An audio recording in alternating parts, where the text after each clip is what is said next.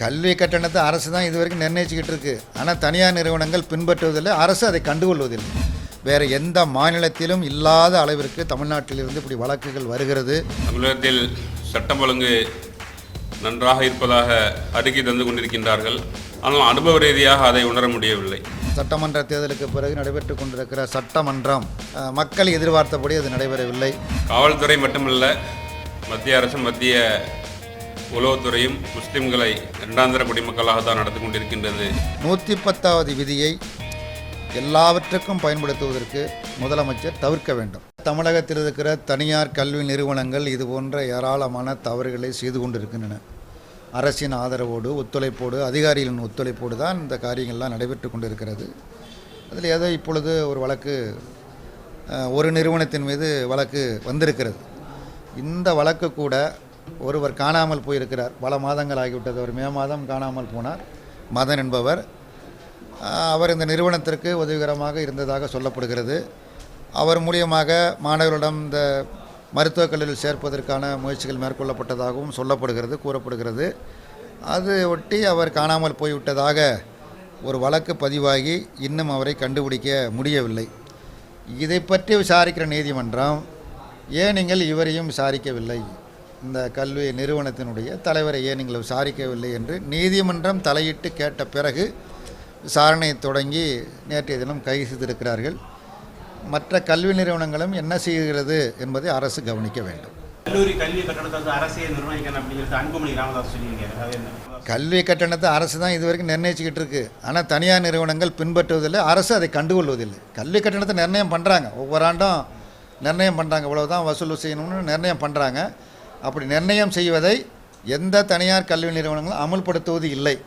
நன்கொடை என்கிற பெயரால் பெருமளவுக்கு வாங்கி கொண்டு தான் இருக்கிறார்கள். இது அரசுக்கு தெரியும். அது நடைபெறாமல் தடுப்பதற்குள்ள நடவடிக்கை அரசு மேற்கொள்ள வேண்டும்.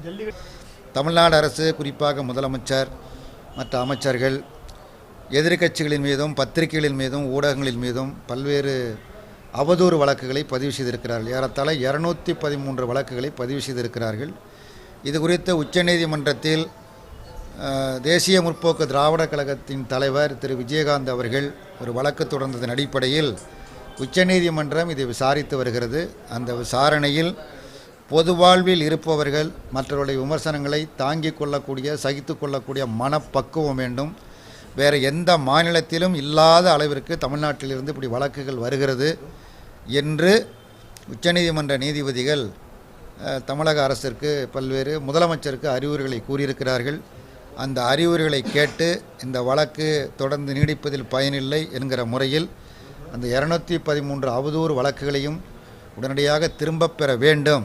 தமிழ்நாட்டின் சட்டமன்ற தேர்தலுக்கு பிறகு நடைபெற்று கொண்டிருக்கிற சட்டமன்றம் மக்கள் எதிர்பார்த்தபடி அது நடைபெறவில்லை.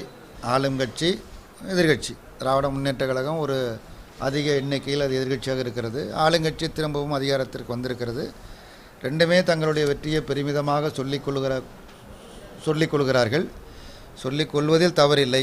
ஆனால் அது ஆக்கப்பூர்வமாக நடைபெறவில்லை. மக்கள் எதிர்பார்த்தபடி நடைபெறவில்லை.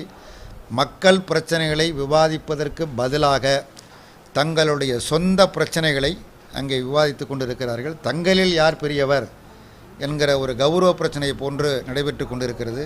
யாரை எப்படி அழைப்பது, பெயர் சொல்லி அழைப்பதா அல்லது அடைமொழி கொண்டு அழைப்பதா என்பன போன்ற விவாதங்கள் எல்லாம் அங்கே நடைபெற்று நேரமும் காலமும் விரயமாக்கப்பட்டு கொண்டு இருக்கிறது. இத்தகைய நிலை தவிர்க்கப்படுவது மட்டுமல்ல, திராவிட முன்னேற்ற கழக உறுப்பினர்கள் 79 பேர் இடைநீக்கம் செய்யப்பட்டிருக்கிறார்கள். அதை ரத்து செய்து அவர்களும் சபையிலே பங்கு பெற்று விவாதத்தில் பங்கேற்பதற்குள்ள முயற்சிகளை மேற்கொள்ள வேண்டும். 110வது விதியை எல்லாவற்றுக்கும் பயன்படுத்துவதற்கு முதலமைச்சர் தவிர்க்க வேண்டும். குறிப்பிட்ட அதிமுக்கியத்துவம் வாய்ந்த பிரச்சனைகளுக்கு மட்டுமே 110வது விதியை பயன்படுத்த வேண்டும். மற்ற காலங்களில் அது பயன்படுத்தக்கூடாது. அது விவாதத்திற்கு இடமல்லாமல் போய்விடுகிறது. பிரதிநிதிகள் தங்களுடைய கருத்துக்களை சொல்வதற்கு ஒரு வாய்ப்பில்லாத ஒரு சூழல் உருவாகி இருக்கிறது. இவைகளெல்லாம் தவிர்க்கப்பட வேண்டும். தமிழ்நாட்டின் சட்டம் ஒழுங்கை நிலைநாட்டுவதற்கு முயற்சிகளை மேற்கொள்ள வேண்டும். அமைதி பூங்காவாக விளங்குகிறது என்று முதலமைச்சர் சொல்லுகிறார்கள். நிதியமைச்சரும் பேரவையிலே குறிப்பிட்டிருக்கிறார். அமைதி பூங்காவாக திகழ வேண்டும் என்பதுதான் எல்லோருடைய விருப்பம். நடைமுறை யதார்த்தம் அவ்வாறாக இல்லை. சிறுவாணி அணையாகட்டும், அதே மாதிரி பாலாறு அணைக்கட்டு பாலாறு பிரச்சனையாகட்டும், அதே மாதிரி இப்போ காவிரியில் நாங்கள் மேகதாதுவில் பெரிய அணை கட்டப் போகிறோம் என்று கர்நாடகம் கூறுகிறது. இவைகளெல்லாம் மத்திய அரசாங்கம் தலையிட வேண்டும். இந்த மாநிலத்தினுடைய அனுமதி இல்லாமல், ஒப்புதல் இல்லாமல் எந்த ஒரு மாநிலமும் அப்படி செய்யக்கூடாது. அப்போ செய்வதை ஏற்கவும் முடியாது. மத்திய அரசு ஒரு பாரபட்சமான போக்கை கடைபிடிக்காமல் நடுநிலையோடு செயல்பட்டால் இப்படிப்பட்ட பிரச்சனைகள் வராது. மத்திய அமைச்சர்கள் கர்நாடகத்துக்கு ஆதரவாக பகிரங்கமாக பேசிக்கொண்டிருக்கிறார்கள். தமிழ்நாட்டில் இருக்கிற பொன் ராதாகிருஷ்ணன் அதை எதிர்த்து நம்முடைய பிரதமர்கிட்ட முறையிட்டு இப்படி நம்ம மத்திய அமைச்சர் நடுநிலை தவறி செயல்படுகிறார், அவர் மீது நடவடிக்கை எடுங்கள் என்று இவர் சொல்ல வேண்டாம். அதற்கு மாறாக நீங்கள் எல்லோரும் சேர்ந்து ஒற்றுமையாக போராடுங்கள் என்று ஆலோசனை மட்டும்தான் நம்முடைய அமைச்சர் கூறுகிறார், நம்ம தமிழ்நாட்டைச் சேர்ந்த அமைச்சர் கூறுகிறார். அங்கே இருப்பவர்கள் அந்த அரசாங்கத்திற்கு ஆதரவாக, அந்த மாநிலத்திற்கு ஆதரவாக, தமிழகத்திற்கு எதிராக குரல் கொடுத்து கொண்டு இருக்கிறார்கள். விஷ்ணுபிரியாவினுடைய தற்கொலை ரொம்ப மனவேதனைக்குரிய தற்கொலை. அது ஒரு நல்ல பெண் அதிகாரி, நேர்மையான அதிகாரி, திறம்பட செயல்பட்ட அதிகாரி, ஒரு ஆர்வத்தோடு செயல்பட்ட அதிகாரி. அப்படிப்பட்ட அதிகாரி தற்கொலை செய்ய வேண்டிய அவசியமும் இல்லை. மேலதிகாரிகளுடைய நிர்பந்தத்தின் காரணமாக தான் அப்படிப்பட்ட நிலைக்கு அவர் ஆளானார் என்று அவருடன் பணிபுரியக்கூடியவர்களும் குடும்பத்தாரும் கூறுகிற கருத்தின் அடிப்படையில் தான் அது சிபிஐ விசாரணைக்கு அது மாற்றப்பட்டது. விசாரணைக்கு மாற்றப்பட்டதை தடை செய்ய வேண்டும் என்று தமிழ்நாடு அரசாங்கம் இப்பொழுது நீதிமன்றம் சென்றிருக்கிறது. தமிழ்நாடு அரசாங்கம் நீதிமன்றம் செல்ல வேண்டிய அவசியம் இல்லை. சிபிஐ விசாரிப்பு தான் மிக சரியானது, பொருத்தமானது. ஒரு ஹைகோர்ட் வந்து தலையிட்டு ஒரு வார்னிங் கொடுத்ததுக்கப்புறம் அந்த ஆக்ஷனை எடுத்திருக்கிறாங்க. இப்போ என்னென்னா பணம் இருப்பவர்கள், இது போன்ற பெரிய பெரிய இடங்கள் இருப்பவங்களுக்கு எந்த விதமான சட்ட ரீதியான நடவடிக்கைகளும் மேற்கொள்ளப்பட மாட்டாது என்பது தான் இன்றைக்கி நம்ம இந்த ஆக்ஷன் மூலமாக பார்க்குறோம். இதுவுமே சாதாரணமாக நடந்துவிடவில்லை. வேந்தர் மூவிஸை சேர்ந்த மதன் காணவில்லை என்று நீண்ட நாட்களாக போராட்டியும் எந்த பயனும் கிடைக்கல. இறுதியாக ஹைகோர்ட் சரமாரியான கேள்விகள் கேட்டதுக்கப்புறம் அந்த நடவடிக்கை எடுத்திருக்கிறாங்க. இதை பாப்புலர் ஃப்ரண்ட் ஆஃப் இந்தியா என்ன செய்து கண்டிப்பதுடன் சட்டம் என்பது அனைத்து மக்களுக்கும் ஒரே அளவில் பிரயோகிக்கப்பட வேண்டும் என்பதுதான் நம்முடைய கருத்து. அவர் உண்மையிலே தவறு செய்திருந்தால் தண்டிக்கப்பட வேண்டும், நீதியான விசாரணை நடத்தப்பட வேண்டும். தமிழகத்தில் சட்டம் ஒழுங்கு நன்றாக இருப்பதாக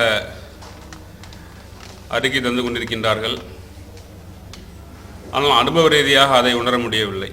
குறிப்பாக தென் மாவட்டங்களில் தினசரி செயின் பறிப்புகளும் வழிப்பறிகளும் அதேபோன்று சாதி ரீதியான மோதல்களும் படுகொலைகளும் அரங்கேறி கொண்டிருப்பதை நாம் தினசரி செய்தித்தாள்களில் பார்த்து கொண்டிருக்கின்றோம். இதை தமிழக அரசு கவனத்தில் கொண்டு உரிய நடவடிக்கைகளை எடுத்திட வேண்டும். வெறும் அறிக்கைகள் மட்டும் மக்களுக்கு பாதுகாப்பை தந்திராது என்பதை தமிழக அரசு கவனத்தில் கொள்ள வேண்டும். காவிரி தண்ணீர் பிரச்சனை தமிழருக்குரிய அந்த பங்கீடு சரி விகிதத்தில் கொடுத்திடப்பட வேண்டும் என்பதுதான் பாப்புலர் ஃப்ரண்ட் ஆஃப் இந்தியாவுடைய கோரிக்கை. ஏதானாலும் சுப்ரீம் கோர்ட்டு வர இருக்கின்ற 2ஆம் தேதி அதை கவனத்தில் கொள்ள இருக்கின்றது. எனவே நீதிமன்ற தீர்ப்பு தமிழக மக்களுடைய இயக்கங்களை போக்கும் வண்ணம் இருக்கும்.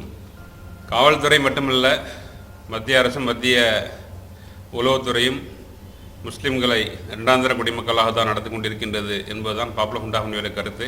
கங்கை நீரை இப்போ தொடர்பாக